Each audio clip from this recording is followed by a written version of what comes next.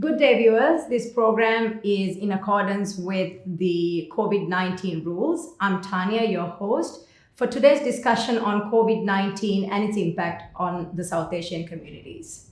I'm here today with Dr. Raju Adhikari, the president of South Asian Community Link Group and scientist, and Mr. Jimmy Oracle, the representative of the Afghan community and entrepreneur. So, Dr. Raju, would you like to introduce a little bit more on South Asian Community Link Group? Thank you, Tanya, for your nice introduction. South Asian Community Link Group is a community-based non-political organization. It was formed almost 11 years ago, and we work as a think tank and also as a conduit between the government and the South Asian community to promote, advocate, and champion the migrant community issues. And we are represented by 9 different countries: India, Nepal, Bhutan, Burma, Bangladesh, Pakistan, Maldives, Afghanistan. That's all. Oh, thank you. Would you like to discuss a little bit more on the vision and the mission, which would have helped COVID-19? Yes, as I said, South Asian Community Link Group is a think tank, and we work as a conduit, and we work collaboratively for the migrant community issues. And this COVID crisis was an unprecedented and an exceptional challenge for the community organization like ours. We were all surprised when this pandemic crisis came in 2019, late 2019 or early 2020. We didn't understand the complexity and the depth of this problem. So initially, we were very slow to respond to this crisis. But as the crisis grew, we know it's going to be a long-term crisis. So we all had to learn to live in a different world and work virtually, digitally, on a virtual platform to connect with our community, which was quite a challenging task for us. And as the crisis grew, we realized that it is impacting our community and the overall Australia in a big way, not only on their health, mental health, financially, in every aspect of their life. So it was quite a challenging task, but luckily and fortunately, we were heavily supported by the Government of Victoria and Australian government.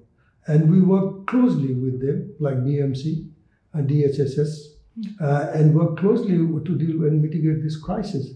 In doing that, we were represented in the committees of the government. We also received few grants, which helped mitigate this crisis and help connect ourselves to the community. That's wonderful. Jimmy, how would you like to introduce yourself, and let's say how would you view the Afghan community in Victoria? Thank you, Tanya. My name is Jimmy Oracle. Actually, my actual name is Najim, so I'll be known by Jimmy Oracle. I'm actually a member of the Afghan community in South Asian Community Link Group for the past 5 years almost. I've been involved in organizing events for the Afghan community and concerts, a lot of music concerts and stuff. That's how I've been doing, and I've got a business as well. So, yeah. How would you view the COVID-19 impact on the Afghan communities in Victoria? Well, it's been very tough, not for the Afghan community, but for everyone. Like globally, it's been 2 years. Like most of the Afghans, if you see, they've got businesses. They've been shut for a long time. Look, I'll tell you about myself. My business, I started up about 2 years ago. Look, and I've been open. Look, I've been open only for 4 or 5 months. So you see the financial situation that you get into. So if you see that we're in lockdown, look, we are open 1 week or 2 weeks, and then we go back to lockdown. So that affects the businesses a lot. So now you're a provider for your family, and there are rents to pay. There are other financial problems that you the face. Obligations. So these are very, very challenging. if you're saying challenging, you're being a very resourceful person, but I'm very certain that you have friends and family members, maybe colleagues, who are not as resourceful as you are. How do they cope up with these challenges? And if you were to help them, what would you do for them? As a member of the South Asian Community Link Group, I've been always trying to help the community more. You know, the Afghan community is a very hardworking community. There are a lot of businesses that are shut now. There are like people that are my friends that are in the community that they have restaurants, they have tradies. So with that, if you're not getting paid, or let's say you're getting paid a minimum amount, then you struggle. Have you seen a lot of houses are being sold because they can't pay their mortgage, or things like that. But with me, I'm trying to help them out from our organization to advise them to get the vaccines so we can open up back again. Okay, thank you. Dr. Raju, how would you think that the vision and the mission in general, you mentioned how it helps. How can Jimmy be more, how can he be more supportive with, in relevance to the vision and the mission of our organization? I think I'll go one step back, Tanya, to what Jimmy mentioned. The COVID crisis, as we all know, has heavily impacted at every section of the society and on a different fronts, and more importantly, health and finance. So you have to look at how we can help this crisis to address those two challenges. First, let's look at it, the government supports. Government has been very forthright.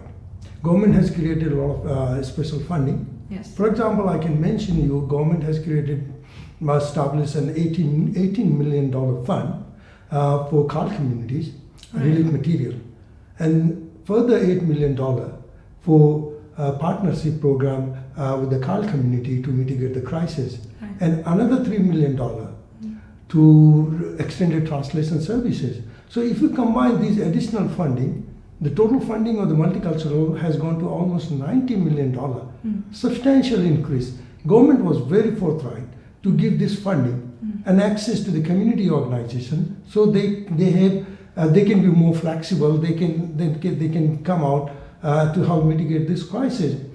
Now, as a community organization, when we received this funding, definitely we went outreach to the community, and we talked to them and held many online webinars and also a discussion forum and mentoring sessions, and we got lots of feedback as we moved forward at different stages. And like Jimmy mentioned, the feedback was that they were really facing financial hardship, and mental health issue was one of on the top agenda, and that might have come from the financial hardship as well. Domestic violence, racism, all these at once come in because of the crisis, because they are in lockdown, they are in isolation, and they are facing a series of these crises. So the government support, and then we as a community organization, we work very quick to take those financial help and have all these online seminars and conferences and connect to the community, and also raise awareness campaign, video clip and messages with that money, and we shared with the community to not to panic. And we connected them rightly to the places where they can get support from the government. There are lots of support available in the government, but most of the time the communities are not aware of or not being well informed. As a result, sometimes they are more panicking. But if you have the true picture of there are supports available from the government, from the community organization, and more importantly, the community and the governments are working together hand to hand, never before. I've never been so closely working with the government, especially with the DHS and VMC, and it's really working fantastic. It's really developed a very well integrated approach and cemented our relationship. with the government multicultural department, and that's where we were together as a team helping our community to our best possible ways. And now they are very well informed, and I hope they're able to cope up with this crisis going forward into the future. Oh, thank you, Raji. Jamie, with reference to what he was saying, I know you're very resourceful. With reference to what's going on back in Afghanistan, they are not just experiencing COVID-19, the crisis that they're going through right now. The support system that he was talking about, online mentoring, coaching, advising, because you're very well networked. Do you think it's something that you can do for the Afghan community in Victoria as well as back in Afghanistan? So within the Victoria, I've got a lot of friends who are very out there in social media. I've got my friend Fahim Faiz, he's an actor, he's done movies, and I've got a lot of other friends who are in the community, and they're helping all the Afghan community here to advise them about the COVID, because it's a really dangerous virus, and to get vaccinated and and there is a big issue of a lot of mental issues. People are all depressed because they're not you're stuck motivated inside to. your house, you can't get out. So everyone wants this thing to finish, and we just can't wait. Can I add one point onto that? Yeah, what Jimmy sure. says, very important point. You know, I forgot to mention that DHHS and the VMC also organize regular meetings with CAL community organizations, and at the time there were more than 100 organizations attending, and those briefings were regular meetings, and all the community organizations were asked to participate and take that daily, almost fortnightly or even sometime within days briefing, take this message and share with the community, so that communities are very well informed of what government is doing. So that part also created a lot of confidence building exercise in the community going forward. That's actually really great. And back in Afghanistan, the situation here, let's say a lot of families right now, as you questioned about Afghanistan, the situation has actually changed in Afghanistan for the past, if you can see, for the past month, the Taliban has taken over Afghanistan. Now with the COVID situation there, I've got my families there, they're all vaccinated, but I don't know about the whole Afghan community there, the Afghans there that they've been vaccinated, but their lives are in danger from every Afghan community or tribe there is. Most of their lives are in danger, and most of the people here in the community in Victoria, they have got their loved ones there in Afghanistan. So that's another stress on them, that they think about them. That's what I wanted to ask my organization, South Asian Community Link Group, to do something, if we can do something about that, so they can easily bring their families in who are in danger. That would be actually fantastic. So, Of course. I think I forgot to mention again in my previous statement that South Asian Community Link Group received two different funding at two different stages. The first funding we got was $25 million to provide immediate relief materials to the community in the South Asian region and overall to emerging community or those who are distressed. And the second stage we got $15 million, which is called a PMRC grant, which is called Priority Response to Multicultural Community, that has just been released in second stages. So these two grants help really South Asian community, to outreach to the community and help them in a different ways. So we were very grateful and thankful to the Government of Victoria and multicultural departments, for trusting our community organizations and creating this kind of a funding opportunity, funding for them, so that they can take their leadership on their own way. Do you have any more suggestions for the government on top of what they have already done for us? Well, I think there are two issues here, Tanya. One, if you look at the virus, this is kind of a really science-related problem. The other one is the socio-political problem. So what government has done is fantastic. They have developed briefing. They have come out very clear messages with the vaccines and the testing, especially with the testing and quarantine. All these messages which were put into the community were very difficult to grasp in the very beginning because there are a lot of technicalities involved. So the government was very quick to brief them at a language, and was translated to over 60 different languages. So that's good. So government has done fantastic. Then government also created partnership program through the funding with the CAL community. That's another interesting program. But what we have to understand, as we discussed before, COVID is an ongoing problem. Even after vaccinations, we're not sure how long we'll get vaccinated, how often we get vaccinated, how long our immunity lasts. So we have to live in a new normal life. And wearing masks, sanitizer in every public places is going to be a new normal. So the government has to, I think, continue to monitor what's happening and keeping very closely monitoring the situations of the COVID and come up with more innovative and smart way handling this crisis, going into the future to sustain our economy and the mental health issues. Okay. Jimmy, do you have any advice for the entrepreneurs or small business owners who is struggling at the moment with no income generated, no revenue coming in? Do you have any advice for them how to manage themselves and use this time where they have actually temporarily closed down the business so they could work on themselves to jumpstart their business once you get the green light from the government? Yeah, look, with the businesses, we get some sort of payments. And some of the businesses, the community, the Afghan community, they've got restaurants, so they're allowed to have the takeaways and stuff. So it's not that 100% that they're affected, but mostly with the community, the people are actually, they have had enough of the lockdowns. So my advice to the business people are that there is a finishing time towards this, maybe in a month or two. The lockdowns are going to be finishing and everything will get back to normal.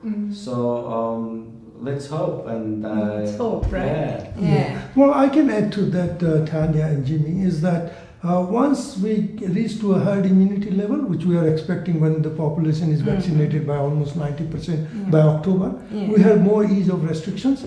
So what my suggestion would be as a community organization from the perspective is that we should continue to hold this COVID webinar, awareness campaign program, and continue to campaign for vaccinations and wearing of masks and all following the health hygiene guidelines. And also, I think we should increase more funding for mental health and domestic violence. And this partnership with the CAL community on this COVID campaign should continue forever. It should not end here once the crisis is over, because we don't know how uncertain is this crisis. We were very unexpected to see Delta variant, and now we don't know what variant comes in. But having said that, I think we would suggest government to hold even in the future a COVID annual seminar, where once the lockdown is over, we can organize a conference, COVID conference, where all the policy holders, stakeholders, and community leaders come face to face and discuss what we have learned, what mistakes we have made, and what we should be doing more smartly. All these expert people and the community leader come, and that partnership should be face to face and discuss. Once the lockdown is over, we should hold this kind of a annual COVID conference and brainstorm further to deal with such a similar crisis which might be in the corner. That's why all the members of the South Asian Community Link Group collaborating towards all these, as we collaborated with the bushfire situation, that we got together and we raised a lot of awareness and a lot of funds actually to prevent such things. So so far South Asian Community Group has done a lot, and collaborated with many. If there were any challenges, how did you overcome it? And then what is the way forward? I think the biggest challenge is that this is the first time the CAL community have come forward in a very unprecedented way, a very challenging way, against all odds, and took the frontline responsibility, working hand to hand with the government. But still there are many gaps. CAL communities are learning, to work with the government in crisis situation like this. So it's just a learning experience which needs to be matured and translated into a real life partnership with the government going forward into the future. As you look at the CAL community, we said 60 languages.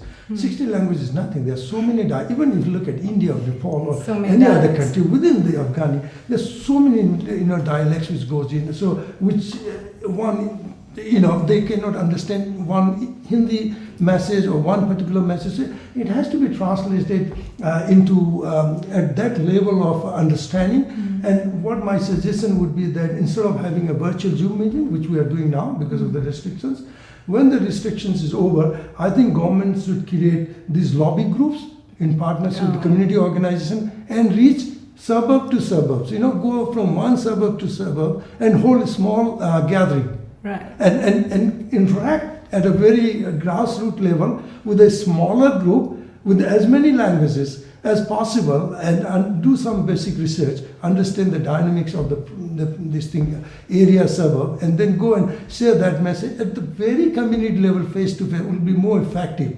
when the lockdown is over. So we need to create this partnership more sustainable and more meaningful and formidable and make it stronger. And that's the only way. So CAL community is not only seen to be working behind, but they should be in the front line in a big way into the future.